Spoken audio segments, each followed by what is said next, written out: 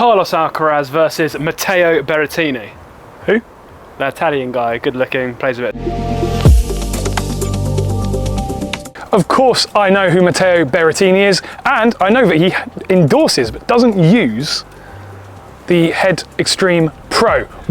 Which must mean the Aero 98 is better because Alcaraz does actually use it, or a very minutely customized version of the 98, but it is pretty much the same racket as you can get off the shelf. We are in very dangerous territory talking about pros and their rackets, so shall we crack on with our introduction? We shall. So the first question that is probably everyone's asking is, why compare these two rackets? Why put them against each other? And it's very simple. The specs are almost, very almost, identical. Weight is 305 grams in both. The head size, 98 square inches in both. the balance point, 315 mil in both. and the string pattern. Oh, we've got a difference. How exciting. 1619 in the Extreme Pro, 1620 in the Aero 98. So what should that mean? Well, that slightly denser string pattern should mean we get a bit more control, a little bit less spin, and in theory, a more predictable, flatter ball. Interesting. We'll try and find out, shall we?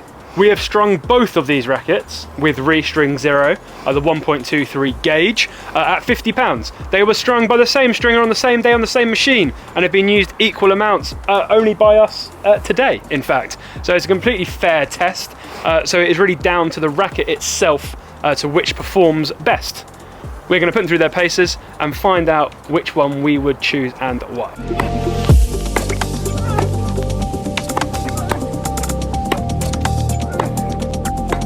So we have just got off court from play testing and comparing the Aero 98 and the Extreme Pro, and it was pretty tough.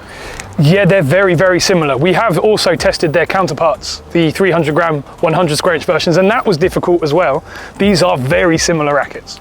Yeah, and enjoyable rackets. I enjoyed using both. Certainly a step up in quality of play that would use these over the aforementioned MP and Aero 100, or the main pure Aero. And you can really feel that. I think they start to move away from a spin frame predominantly and more towards a control frame with a propensity for spin. Yes, and that's quite let's not bury the lead on this one. That's a big deal. These are not spin rackets, I don't think.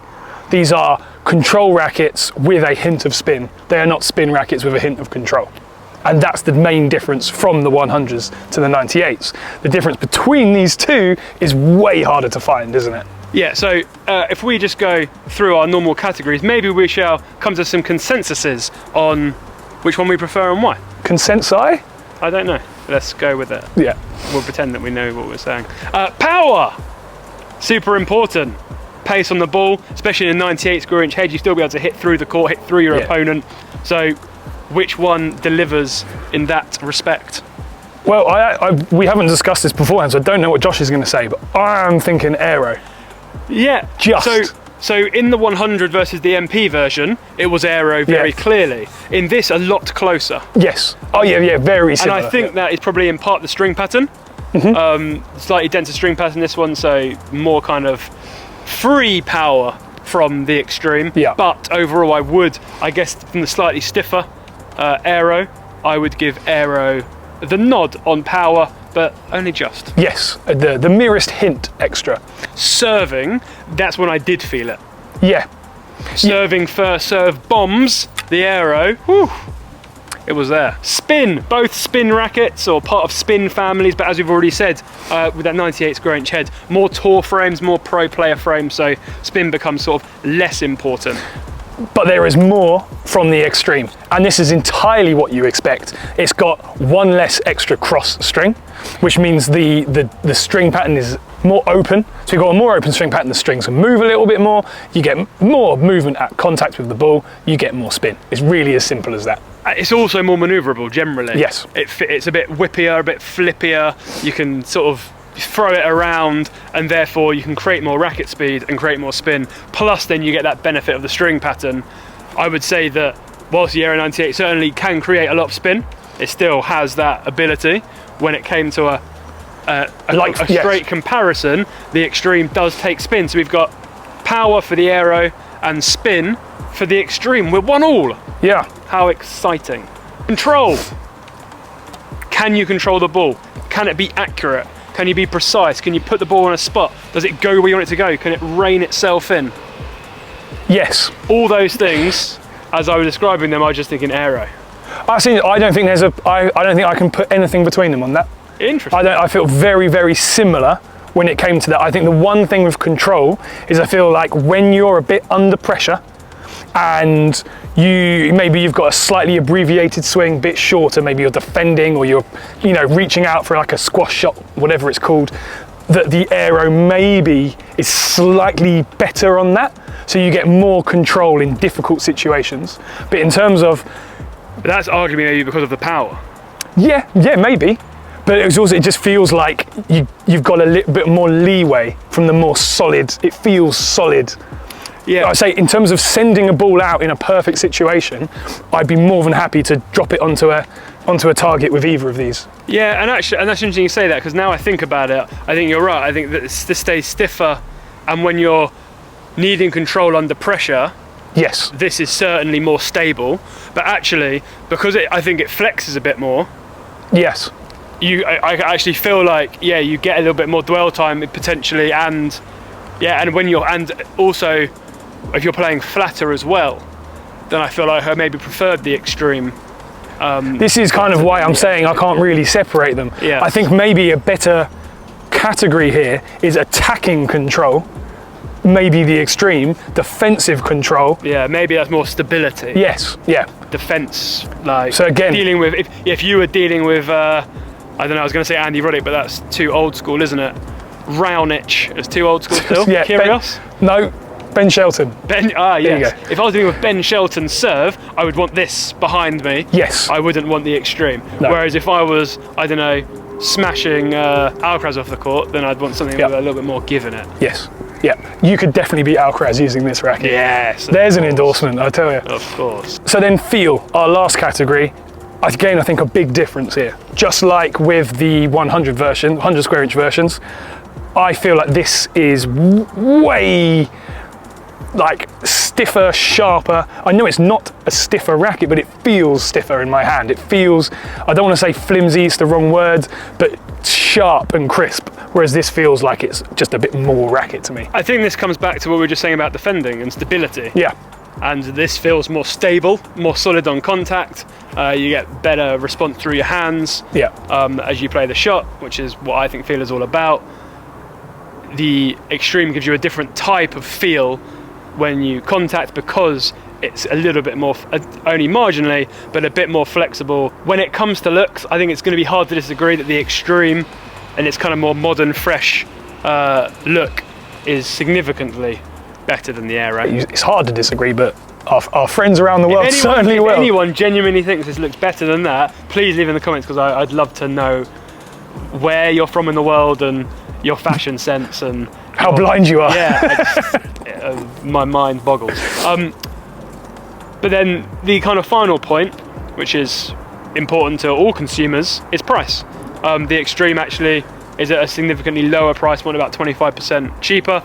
So there is that element that if you were going to buy one of these two and there was some price sensitivity, then I would go towards the Extreme. I think probably pound for pound is better value, but the better racket, in my opinion, that I would choose would be the Aero. Yeah, and I'm going to agree with you. I've been thinking about this whilst we've been talking, and I really, really like the Extreme, but I think it makes more sense in the 100 square inch version. I think this is just a bit too hard to use for a fun, wild spin racket. Whereas I guess these sorts of frames aren't designed for that no, sort exactly, of player. No, but I think this one meets its criteria better.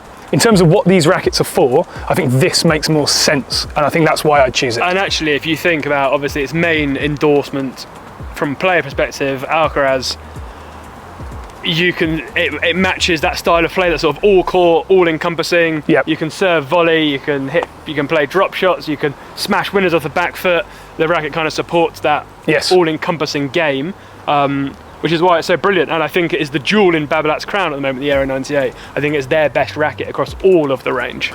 Yeah, I would agree with that. And whereas the Extreme isn't probably Head's one of their main franchises. You've got the Speed and the Radical and the Prestige that are probably more famous and have a better rackets. Yes, more pedigree. More pedigree, Yeah. that's a good word. One thing I would add is that because these rackets are slightly harder to use, we've obviously tested the Aero 98 for a while. Like, we've done it before, we've used it before, and every time I use it, I like it a little bit more. So maybe over time, the Extreme will come into its own a little bit, but this Aero 98 with these strings in, specifically, is definitely the best it's been. Every time I just like it a little bit more, a little bit more, a little bit more. So I think that's a good selling point for a racket. If it gets better the more you use it,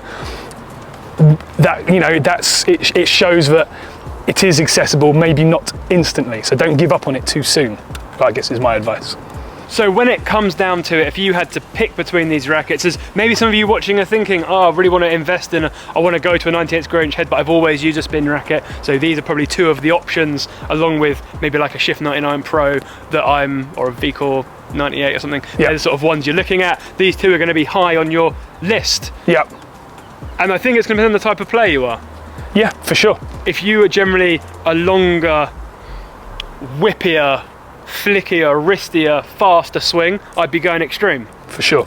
If you're slightly more stable, stronger, maybe even a little bit flatter in general, with a bit more touch and feel, a bit more variety, then I would say Aero 98. But as always, these sorts of rackets are designed for people who've played a lot of tennis. So you should know your own game, you should know your style, and equally, chances are you're going to be buying 1, 2, 3, 4 each of these if you're competing. So you're going to need to get it right. So make sure you get out there and test them, put them through their paces. As Ben already said, the Aero for him was getting better and better each time he uses it. So you can't just use it for 10 minutes and make that choice. It takes a little bit longer than that. Thank you for watching. Thank you very much. We enjoy all your comments and likes and shares and subscriptions. So please continue to support us as much as you can, and we will see you on the next video.